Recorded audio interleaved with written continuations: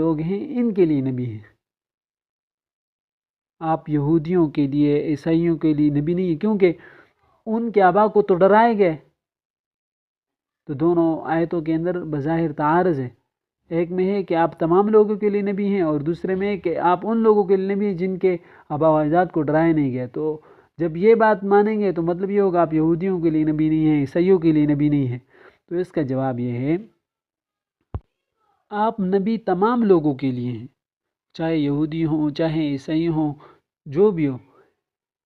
صرف فرق اتنا ہے کہ یہودیوں کے اندر پہلے طبقے کو تو ڈرایا گیا ہے، پہلے طبقے کے اندر تو نبی گزرے، لیکن عیسیٰ علیہ السلام کے بعد، یہ جو بنی اسرائیل ہے، عیسیٰ علیہ السلام کے بعد نبوت کا سلسلہ درمیان میں بن رہا حضور علیہ السلام تک، یہ تقریباً 600 یا اس سے زیادہ سال کا عرصہ بنتا ہے۔